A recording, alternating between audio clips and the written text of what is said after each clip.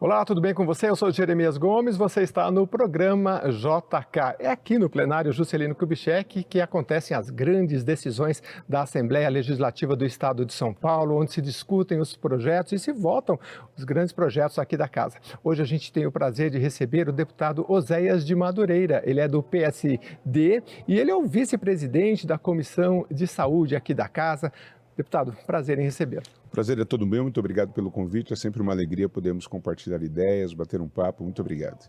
É excelente. Deputado, hoje fiz um pouco do levantamento dos trabalhos do senhor, são tantas ações, né? Mas a gente vai procurar elencar um pouco, mas eu queria que o senhor rememorasse um pouco da sua trajetória até chegar aqui na Assembleia, porque o senhor nasceu em Mogi das Cruzes, mas viveu boa parte da vida em Poá, é isso? Isso, eu nasci em Mogi das Cruzes, na verdade meus pais sempre moraram em Poá, moram até hoje na cidade de Poá, porém eu nasci na cidade de Mogi das Cruzes, vivi em Poá até aproximadamente meus 18, 19 anos, quando eu me casei, vim para São Paulo, eu sou pastor evangélico e a igreja, pastoreei algumas igrejas aqui em São Paulo, da Adebras, logo depois eu fui para Sumaré, fiquei 6 anos em Sumaré, depois voltei para São Paulo, hoje estou locado dirigindo a igreja Adebras em São Bernardo do Campo, morando em São Bernardo. Ah, sim. A Adebras é a Assembleia de Deus, né? Exatamente. No caso do... O senhor passou pela Assembleia do Brás, né? Que teve um bispo que influenciou muito também o senhor, não foi? Não, sem dúvida. O bispo Samuel Ferreira é um dos grandes influenciadores, ou o maior influenciador de tudo aquilo que eu estou vivendo nos tempos de hoje.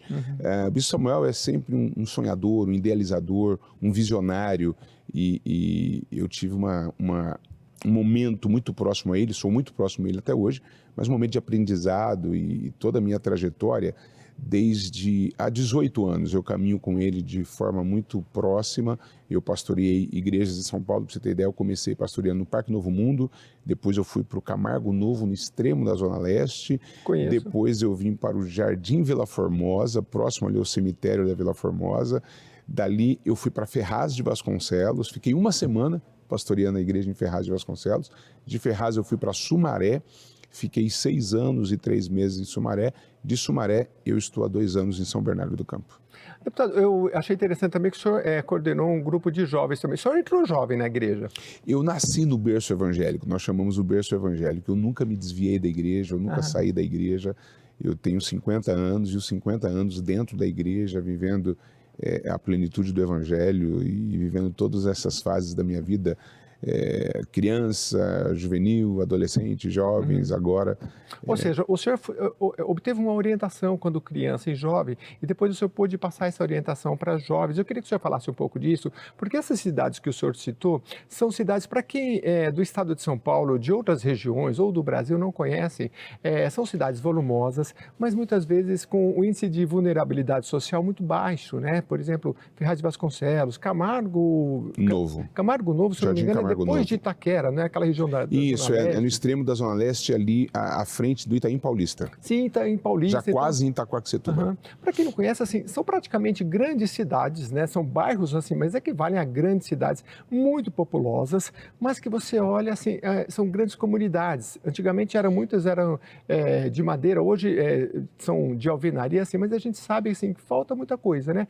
Como foi essa vivência, principalmente com os jovens, porque acho que é uma vivência religiosa, mas começou também aquela vocação política também de fazer a diferença, né? Queria que o senhor falasse um pouco desse momento.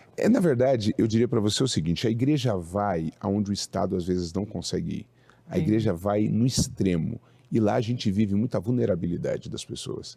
E você influenciar jovens é sempre muito importante, muito impactante, é um diferencial. Você está falando com pessoas que estão sonhando, idealizando um projeto. E a gente acredita muito no poder do evangelho, mas também influenciar com ideias, com projetos. Nós fizemos muito projetos sociais. Para você ter uma ideia, quando eu era pastor ali na Vila Formosa, todo dia 2 de novembro é o dia de finados. Nós íamos ao cemitério para trazer uma palavra amiga, para orar, para cantar, com aquelas pessoas que estavam tristes, indo visitar o túmulo dos seus entes queridos. Então, aquilo para mim sempre foi muito... E a gente fazia com um grupo de jovens. Aquilo foi um momento muito, muito transformador para todo mundo. Que você começa lidando também com pessoas que, além da vulnerabilidade, estão tristes, vulneravam um sentimento de perda. Isso foi um dos projetos que a gente fazia visitando, para você ter ideia, asilos, Sim. Lugares onde pessoas são abandonadas e ali a gente ia levar um abraço amigo. A gente trabalhou muito na ideia de obedecer até um mandamento bíblico, né? Cuidar dos órfãos, das viúvas. A gente ia na casa das viúvas, ele tomava um café com elas. Quando de repente nem a família estava dando uma assistência, a gente ia lá, sentava com 30, 40 jovens e fazia daquela tarde uma tarde inesquecível. Foram momentos muito marcantes para mim. Mas o calor humano é o que marca, principalmente nessas periferias, né? A gente é bem recebido e pode deixar uma exatamente, mensagem... isso é uma grande realidade. Você é muito bem recebido. Muito bem recebido.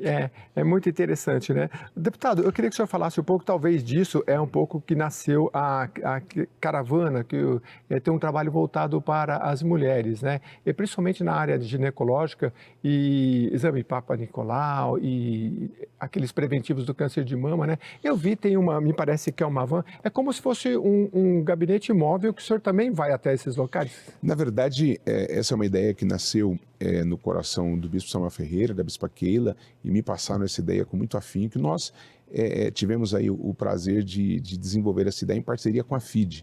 E nós ali vamos aos extremos para poder atender as pessoas. Para você ter uma ideia, a gente hoje atende os bairros mais longínquos. A gente chega, por exemplo, onde pessoas estão aguardando serem agendadas por um exame, pessoas que há 4, 5, 7 anos não fazem, e aí a gente leva a facilidade de poder levar esses exames preventivos, trazendo não só a mulher, agora o homem também, exames que sem dúvida são preventivos. Para você ter uma ideia, em uma das ações que nós tivemos, se eu não estiver equivocado, em Itapevi, no momento do exame, exatamente no momento do eletro que o homem estava fazendo, e diga-se de passagem, a gente encontra uma resistência muito maior no homem em fazer o exame do que na mulher. No homem, qual tipo de exame? Fazemos eletrocardiograma e todos os exames de sangue para poder fazer aí uma prevenção. PSA, hemograma, aquela coisa toda. O coração é o que mais mata. Exatamente, para você ter uma ideia, na execução de um dos exames, a pessoa estava tendo ali um pré-infarto, diríamos assim. A pessoa saiu dali direto para o hospital. Foi um momento que já valeu a pena. Já houve diagnósticos, sem dúvida, que as pessoas não sabiam, e a gente aí acaba direcionando, acaba trazendo a elas aí um carinho, um afeto todo especial nesse momento que eles são impactados com esse diagnóstico, na verdade. Com certeza. Eu até vou ler um trecho aqui da matéria, é celebração Dia Internacional da Mulher, né? Mas é recorrente o trabalho, a Caravana Saúde da Mulher. Primeira parada é Mogi das Cruzes, Assembleia de Deus, Nação Madureira, onde foram ofertados exames ginecológicos gratuitos, né, para as mulheres atendidas, mas tem outros que o senhor... Na verdade, a ideia, ela nasceu exatamente a priori, em parceria com a FIDE, ela nasceu para... O que é a FIDE? A FIDE hoje é uma fundação que trabalha fazendo exames, e nós fizemos uma parceria e pedimos essa parceria em parceria com o Estado. A FIDE é hoje uma instituição que trabalha junto ao Estado, e nós pedimos uma parceria a eles, e eles fizeram conosco. A primeira ideia, qual foi? Fazer somente no mês de março, o mês da mulher. Então, faria o mês da mulher, tal, aquela coisa toda.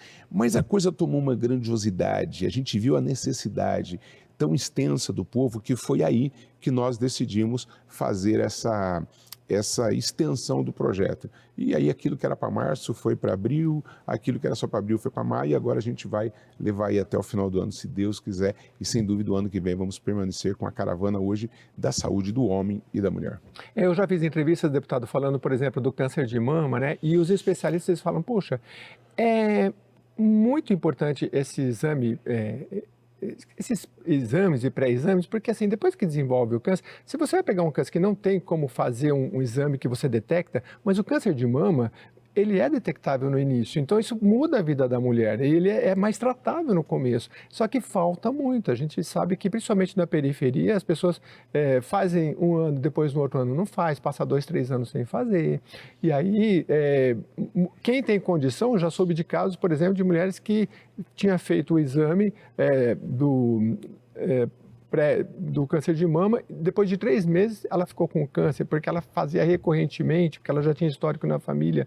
Agora a pessoa da periferia, ela não tem essa oportunidade. Ela não tem, na verdade, esse acesso. Isso, sem dúvida, é extremamente preocupante. quando a gente olha a dificuldade de acesso das pessoas da periferia. E quer que eu te fale uma coisa? Nós já chegamos a pegar casos de pessoas que fizeram exames há 4, 5, 6 anos. Você imagina o risco dessas pessoas em estar com essa patologia e não ser diagnosticada, e assim, quando é diagnosticado, já ser num momento extremamente complexo da doença. Então, isso leva essas pessoas a chance de poder ter o diagnóstico e a certeza de que pode se recuperar, pode se tratar e trazer, sem dúvida, uma dignidade na saúde da pessoa, que vale ressaltar, está lá na periferia. Está. E eu conheço bem bastante essa periferia, o senhor conhece também Claro, bastante, claro. né? São realidades que às vezes as pessoas, eu sempre falo, olha, às vezes a pessoa pega da sua casa até o trabalho, ela vê um trajeto que ela não sabe o que está acontecendo ao redor, né? Agora, o senhor como parlamentar, não, o senhor atua e essa questão do gabinete móvel acaba indo nas localidades. Na verdade, você não espera o problema vir, você vai atrás dele. É uma grande... Faz toda a diferença. Toda a diferença, é uma grande sacada. Aí você vai lá e você leva o gabinete móvel e nessa parceria você escuta as pessoas e você não faz ideia. É um ato tão tranquilizador para mim, faz tão bem. E lá, às vezes durante a ação, eu vou lá, fico meia hora, 1 hora e abraça um, abraça outro. Você não vê, você não faz ideia a gratidão, a alegria, o sentimento de dever cumprido que nutre o meu coração em ver as pessoas bem. Isso me faz muito bem. É muito interessante também porque nem sempre as pessoas sabem do âmbito de atuação do parlamentar na Assembleia, no Estado, né? Porque você tem o âmbito federal de atuação, né, juridicamente, o municipal. Às vezes, no âmbito estadual, esse é uma questão que talvez, a princípio, o senhor talvez nem conseguiria fazer porque depende disso, de parcerias, né? Que talvez a prefeitura também atua, mas o senhor conseguiu fazer uma parceria e aí fazer um trabalho prático, não só como legislar, de fiscalizar a lei, mas também um trabalho prático que é interessante. Vamos falar um pouquinho da Assembleia de Deus, porque estamos comemorando 113 anos, poxa, mais de um século, né? Eu já fiz aqui homenagens na Assembleia Legislativa, né? E são sempre muito memoráveis, né? Não sei se esse ano vai ter. Queria que o senhor falasse um pouco dessa história, porque o senhor falou, nasceu neste berço, né? Então, acho que seus pais também já eram da Assembleia. Então, é uma continuidade, uma tradição que tem fundamentos muito fortes, né? Sem dúvida, eu diria para você que para mim foi gratificante hoje carregar o nome de Madureira, que é hoje o ministério da Igreja Assembleia de Deus. A Igreja Assembleia de Deus, ela completou nesse mês de junho 113 anos, uma igreja centenária, uma igreja muito séria, a maior igreja desse país. Hoje a Assembleia de Deus é a maior igreja desse país. Eu nasci na Assembleia de Deus, na verdade os meus avós eram da Assembleia de Deus. Os meus pais são da Assembleia de Deus, eu sou da Assembleia de Deus e os meus filhos são da Assembleia de Deus. Eu espero que os meus netos, bisnetos sejam um amor. Você não tem noção o quanto eu amo essa igreja, o quanto eu amo a instituição que eu pertenço. E sem dúvida, uma igreja muito séria, uma igreja que também tem o seu braço social muito grande, com aquilo que nós chamamos de campanha do quilo, por exemplo. Para você ter ideia, todo mês a igreja realiza, toda a Assembleia de Deus, em todo lugar, realiza a campanha do quilo. O que é a campanha do quilo? Cada membro da igreja vai lá e leva uma campanha na campanha do quilo leva um alimento não perecível e com isso vai se tornando uma prática tão comum e ajudando as pessoas carentes da igreja, do bairro, e tem alcançado pessoas assim nos mais longínquos bairros dessa nação. Tenha certeza que a igreja vai onde o Estado não consegue ir. E não só a cesta básica. A igreja consegue, sem dúvida, fazer ações sociais, a igreja consegue, com os seus centros de recuperação, levar pessoas viciadas, pessoas que dependem e não têm acesso a um lugar pago. A igreja faz isso com muita tranquilidade, levando a essas pessoas o direito de ser reintegrados à sociedade, de se recuperar de um momento, de uma queda, de uma caída. Isso, sem dúvida, é o papel da igreja. A igreja faz isso, além de pregar o evangelho, além de viver a Bíblia como regra de fé, a igreja tem a sua ação social como um braço muito forte. Sim, e a gente percebe, eu até falava isso com o senhor, que nos lugares mais distantes tem sempre uma Assembleia de Deus lá com a plaquinha, seja desde um local pequeno até grandes estruturas, né? Mas nessas localidades a gente vê muito. E eu fiz um programa recentemente, deputado, para falar a questão da arrecadação, lembrando do Rio Grande do Sul, que vocês ajudaram muito também. É claro que a gente quer dar passos, né? Sair da questão do alimento, mas muitas vezes não é possível. A gente teve a pandemia, a gente teve o Rio Grande do Sul e a gente tem problemas sérios. Então, assim, o alimento acaba fazendo uma diferença fundamental, né? E aí, durante muitos anos, né? Nesses 113 anos, sempre foi um pouco, além da questão espiritual, a questão social também andando junto. Sem dúvida, a ação social sempre foi muito... andou muito paralelo à igreja. É uma ação da igreja. A ação social, ela é a igreja. A igreja não é a igreja se ela não tiver ação social. Então a igreja vai, a igreja visita, a igreja está junto, a igreja tem um trabalho de capelania, visitas ao hospital, visita tantos lugares que precisam, como disse, asilos e tantos outros lugares. A igreja, sem dúvida, o braço muito forte da igreja é a ação social. E eu vou querer saber se depois do intervalo, a gente vai para um rápido intervalo, vamos falar de vários projetos de lei do senhor aqui também, né? E depois da minha curiosidade, como é que é o coral lá na Assembleia de Deus? Eu sei que o senhor parece que toca violão, né? Toca bem violão? Aprendeu bem? Não, na verdade, isso é um hobby, violão, hobby. não, mas eu já toquei bateria, trompete, instrumento de sopro, já fui regente de orquestra. É mesmo? Já, mas... Cantar não? Ou um pouco? Já cantei. Eu gosto de cantar na igreja, eu canto, eu tô junto é uma prática muito comum, eu gosto muito disso. Mas não sou músico, não. Eu sou um admirador. E com isso eu aprendi a tocar, fazer, então a gente trabalha junto. Não, eu falo isso porque assim, eu gosto muito, assim, e principalmente aos domingos, quando você passa ao lado de uma igreja que tem todo mundo cantando e cantando em coro, como é muito comum, aquilo é uma coisa, toca muito a gente, assim, mesmo quem não é às vezes da denominação, para ouvir, porque é bonito, né? Os cantos, os corais, e quando a igreja toda canta junto, eu acho muito, muito bacana, muito interessante. Vou para um rápido intervalo e depois a gente vai falar um pouco dos vários projetos de lei aqui do deputado, para que você tome conhecimento, possa acompanhá-lo também nas redes sociais, principalmente no Instagram, a gente vai dar uma passada por isso tudo, tá bom? Eu volto já já.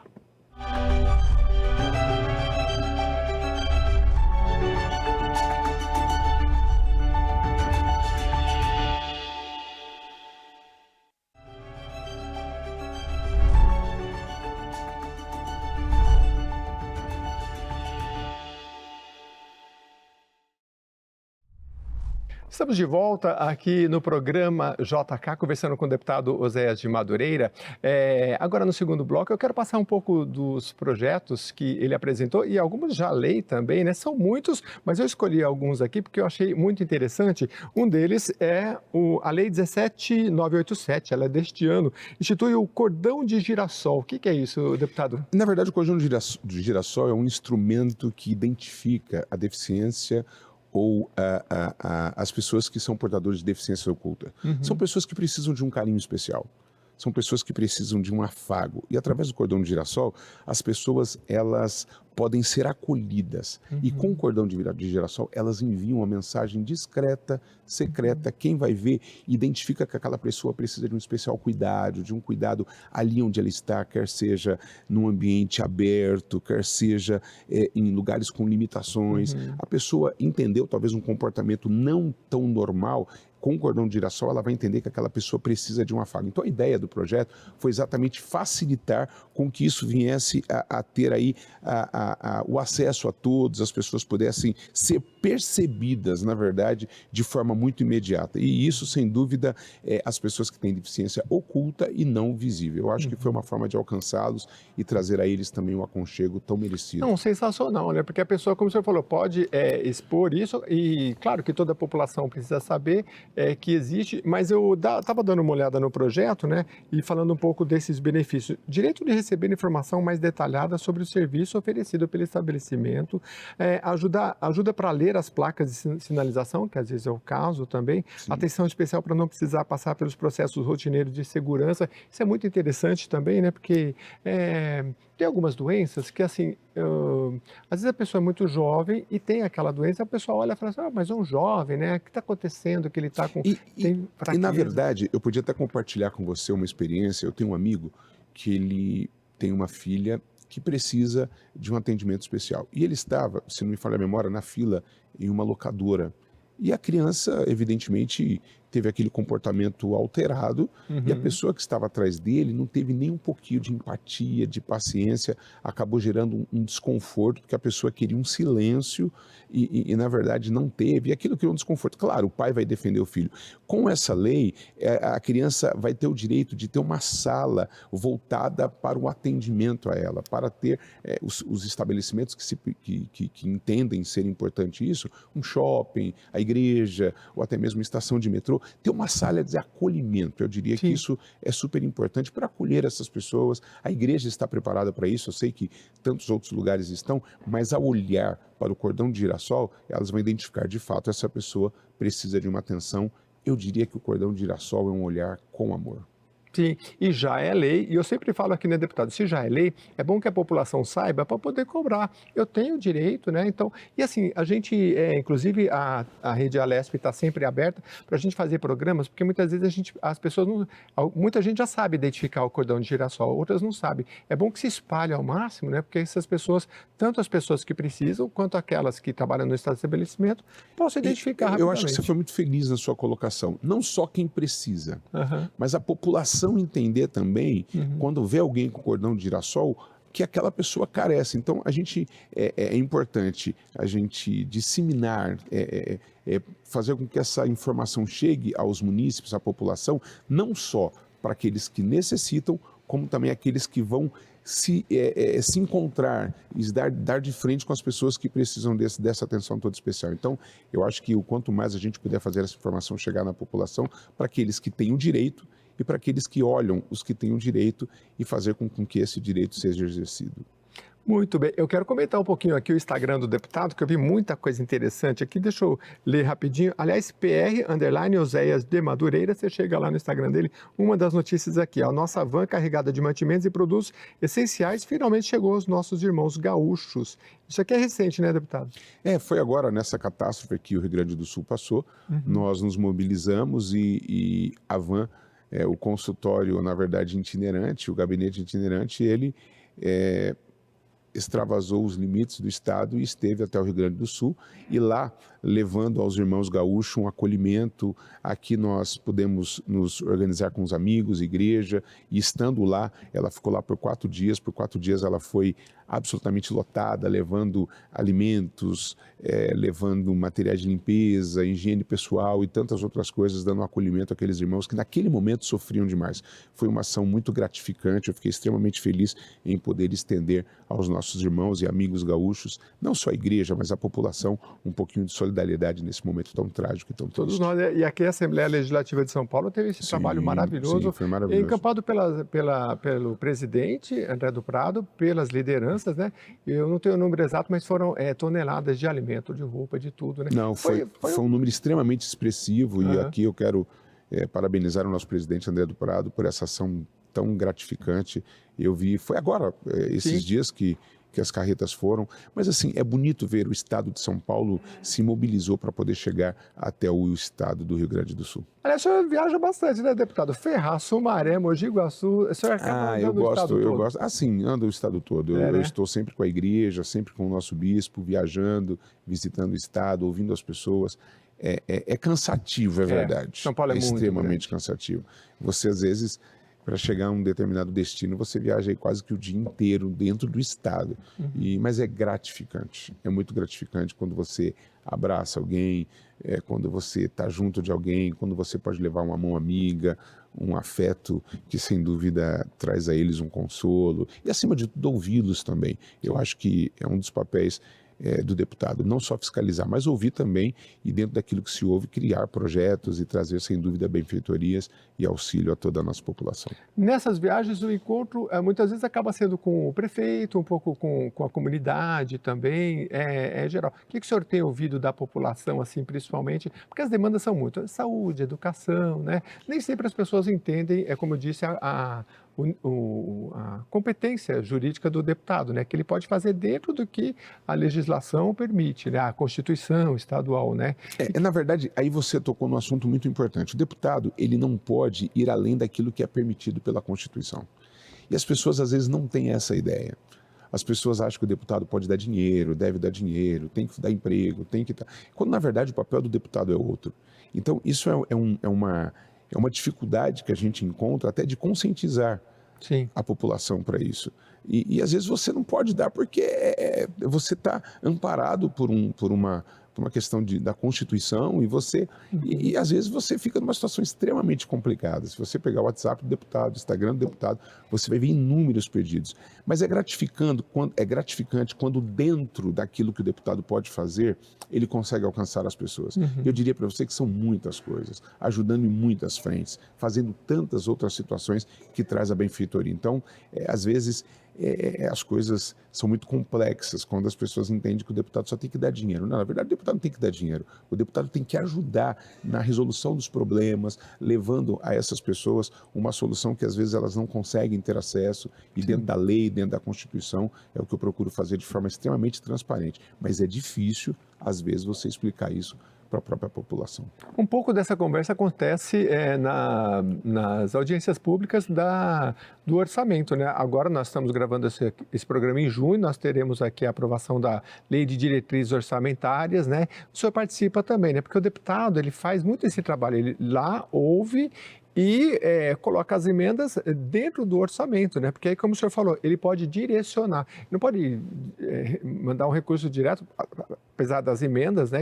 Mas são recursos mais limitados, mas dentro do orçamento do Estado, ele vai ouvindo as demandas, e aí saúde, educação, o senhor faz um pouco disso também, né? Dentro do orçamento? Não, sim, dentro do orçamento a gente direciona naquilo que é possível, ouvir demandas, ao chegar para o gabinete as solicitações, a gente sempre tenta avaliar e levar com muita responsabilidade para que seja feito um trabalho de total excelência, chegando à população aquilo que eles precisam. Faço isso, ouço, recebo e recebo com muito carinho no gabinete. Às vezes eu tive muitos votos nas cidades aí pelo Estado, mas faço questão de receber todos com muito carinho, com muita atenção e naquilo que é possível, naquilo que é dentro do parâmetro do deputado, a gente tenta atender com muita satisfação, diga-se de passagem. E dentro dessas demandas tem um projeto aqui que eu queria comentar também, institui o Dia Estadual contra o Fascismo e o Antissemitismo. É o dia 9 de novembro, foi estabelecido pelo Parlamento Europeu como Dia Internacional contra o Fascismo e o Antissemitismo,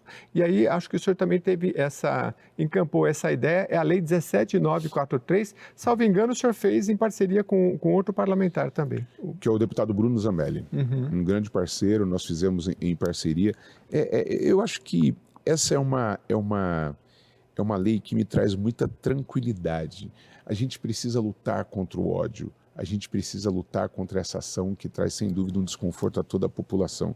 E isso, sem dúvida, a gente precisa olhar dentro de um discurso que vem trazendo a propaganda do nazifascista e tantas outras coisas. Então, eu acho que esse é um dia que a gente precisa entender que o preconceito não pode ser estabelecido. A gente precisa trabalhar e a lei foi para que esse dia fosse lembrado, ações fossem feitas, acima de tudo a gente pudesse trazer uma educação junto àquelas pessoas que sem dúvida entendem ser isso uma ação tão recheada de ódio, de amargura, de rancor. A gente precisa trabalhar muito nisso. O ser humano precisa melhorar a cada dia e talvez essa é uma ação que venha trazer um pouquinho mais de tranquilidade nesse dia, lembrando, trazendo a eles, sem dúvida, essa que é uma lei que me traz tanta tranquilidade. Ela tem um único propósito: combater a intolerância e o discurso dos autoritários. Sim, e que dentro da democracia, sempre os democráticos sempre falam, né? É preciso estar muito atento, né? No mundo todo a gente vê aí movimentações, infelizmente, tristes, né? De autoritarismo e é preciso sempre retomar isso nas escolas, por meio da educação. Nenhuma. Né? A educação precisa estar muito atenta a isso. Nós não podemos deixar isso disseminar, principalmente dentro do nosso Estado.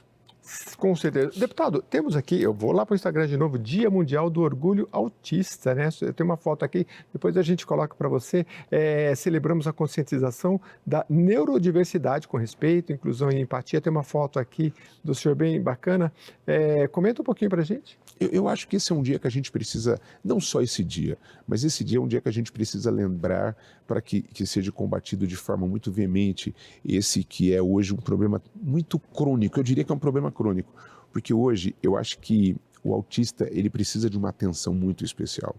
O autista ele precisa ser visto com muito amor. E aí, dentro dessa situação, olhando todo esse enredo do autista, eu diria para você que nasceu aí a lei da criação do cordão do girassol. Então, eles precisam ser vistos com carinho, com amor, e existe muitas frentes de trabalhos, de debates, de conscientização, e eu acho que é um dia que a gente pode trabalhar muito isso também. Mas eu diria, não só nesse dia, todos os dias é um dia de combater essas pessoas que não entendem, essas pessoas que precisam também de tantos carinho, que é o autista.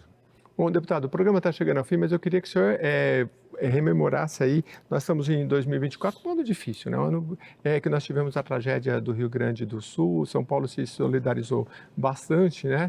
Mas para falar um pouco das perspectivas, nós temos a lei de diretrizes orçamentárias, o orçamento para ser debatido, né? Queria que o senhor falasse um pouco mais também da atuação do senhor aqui. É claro que o parlamentar atua com o partido, né? E até seria interessante o senhor falar um pouquinho do partido, do que as diretrizes que estão sendo discutidas na casa, né? Eu acho que a casa, veja, meu primeiro mandato, tudo para mim ainda é muito novo mesmo, já com mais de 1 ano e meio quase do mandato, mas eu acho que a casa caminha aí para um tempo muito oportuno e decisões muito contundentes, a questão da lei orçamentária e tantas outras coisas.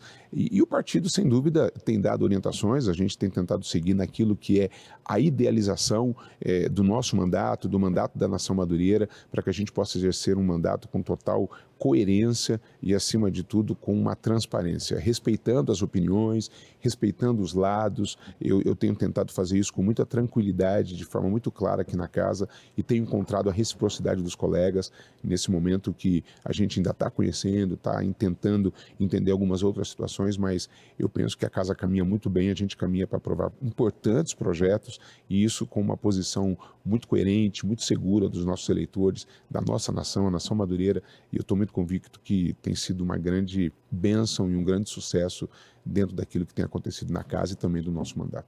Deputado, o senhor fala Nação Madureira, né? E aí eu sempre gosto de rememorar, porque Madureira vem do Rio de Janeiro, é isso? Vem do Rio de Janeiro. A igreja, a sede espiritual está no Rio de Janeiro. Ela nasceu no bairro de Madureira, no Rio de Janeiro.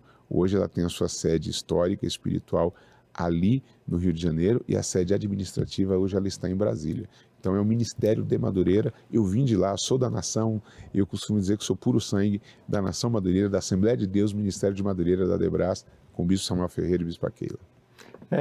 Eu queria que o senhor falasse um pouquinho mais também da importância de... Hoje a gente vive num mundo muito individualizado, né? Então, assim, você vê pessoas que, de repente, estão doentes, e morrem, as pessoas ficam sabendo depois, em apartamentos, você passa pelas ruas, você fala, de onde estão essas pessoas? Muitas vezes idosos, crianças se suicidando, jovens, o nível de suicídio no Brasil é muito alto, né?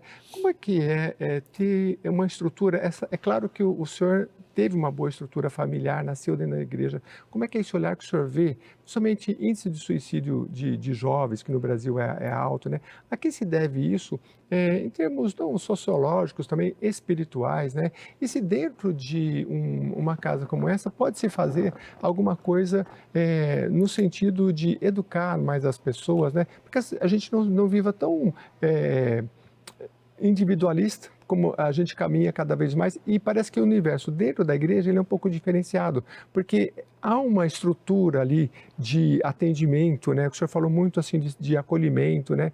Eu acho que isso é uma base que quem não está dentro não conhece. Eu queria que, como o senhor conhece por dentro, que o senhor falasse um pouco como isso funciona na prática, principalmente na vida dos jovens, que o senhor atua muito. Eu costumo dizer o seguinte, o suicida, por várias vezes ele vai te dar alguns sinais, ou em algumas delas, nenhum sinal. A gente precisa trabalhar muito e a gente não pode abandonar a questão psicológica, o emocional, o histórico da criança, como o comportamento da criança. E eu creio muito, sabe, no poder do Evangelho, no poder transformador do Evangelho.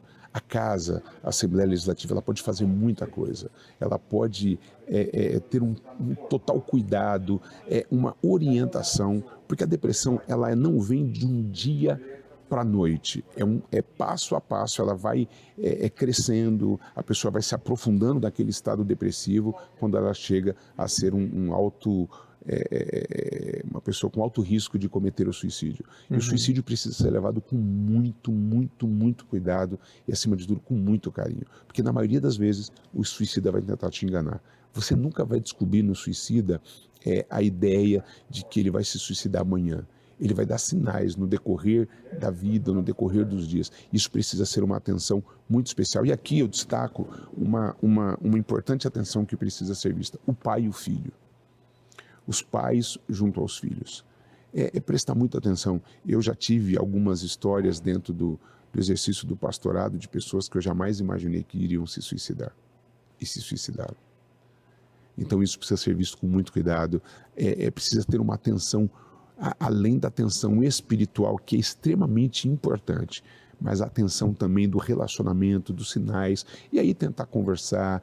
Dificilmente o suicida vai se abrir na primeira conversa. Você tem que ganhar a confiança dele, ele precisa confiar em você para que ele possa, na verdade, o suicida, ele vê no suicídio um alívio para a sua dor. E se você me permite, para terminar, tem um texto bíblico que fala muito disso. Ele fala assim: alma, espere em Deus, nós ainda vamos louvar o nome do Senhor. A Bíblia está dizendo exatamente assim: alma, calma, Deus vai intervir nessa história. Existem coisas que é só a mão de Deus, mas existem coisas que Deus deixou para a gente fazer. Não podemos deixar de ser companheiros, amigos, solícitos. Ninguém é igual a ninguém. Eu não posso me relacionar enquanto pastor, enquanto parlamentar, com pessoas igual a mim. Eu preciso ouvir pessoas diferentes. E às vezes é na diferença que a gente encontra um suicida, uma pessoa com potencial muito grande ao suicídio, ou com síndrome do pânico, ou tantas outras doenças que precisam ser vistas com muito carinho. Sim, e na igreja é interessante porque os depoimentos chegam. O senhor já teve, com certeza teve ao longo. O senhor está há quanto tempo como pastor? Há 18 anos. 18. Então, assim, o volume de depoimentos, talvez, de famílias que chegam, que acho que vem de uma tragédia muitas vezes, né? Eu vi Eu vim de uma tragédia do suicídio. Eu tive na minha família o meu cunhado que cometeu suicídio. Então eu te falo com muita propriedade, muita propriedade. Ele deu poucos sinais, mas quando deu, não deu tempo da gente correr atrás. Não deu tempo. Eu tive também na minha família jovem, acho que 17 anos, e assim, é um tema interessante, e eu toquei nele porque é muito ligado à igreja, porque sempre os especialistas falam: tem que ter muito cuidado ao falar. Mas tem que falar, porque se você não falar, como que a gente vai abordar? É aí que tá, você tem que ter muito cuidado ao falar, muito cuidado como interrogar e como chegar na pessoa. Porque quando você pensa que você pode ser um alívio, você pode ser um confronto. Então você tem que ter esse cuidado de entender que entre aliviar e confrontar é uma distância. Você precisa ter sensibilidade, eu diria que além de espiritual, uma sensibilidade para poder conversar, convencer, conquistar a confiança, para que essa convivência seja leve e com o tempo você consiga influenciar. Sim. Porque, eu volto a dizer, a pessoa quando chega ao ponto do suicídio, ela é corajosa demais. Às vezes as pessoas chamam de covarde, mas eu diria que é muito mais coragem do que qualquer outra coisa, de tirar a própria vida. E ela vê que tirando a própria vida, ela encontra um alívio. Interessante o que o senhor falou, porque essa coragem ela pode ser utilizada de outra forma e lutar pela vida, né? E eu acho que é esse o que todos nós Alguém temos precisa que trabalhar. direcionar, alguém precisa mostrar a essa pessoa o que ela não está vendo. Sim. Alguém precisa direcionar para onde ela não está indo, ela precisa ter uma mudança de rota. Mas para levar ela a essa mudança de rota, precisa ter uma total sensibilidade, para que isso seja feito de forma muito coerente, muito tranquila, traga paz, confiança acima de qualquer coisa. Confiança. Mas dá para isso, se você se aperceber, a gente consegue.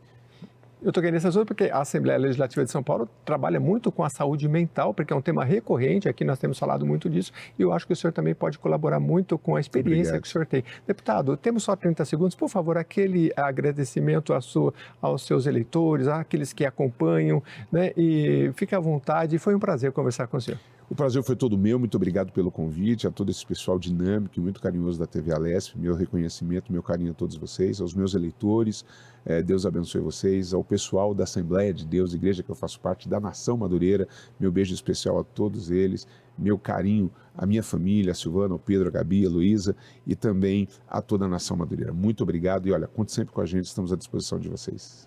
Nós também aqui na Rede Alesp, e siga o seu parlamentar, e especialmente hoje o deputado Zé de Madureira, nas redes sociais, e também siga a Assembleia Legislativa nas redes sociais. Muito obrigado pela sua companhia. Até o próximo programa JK.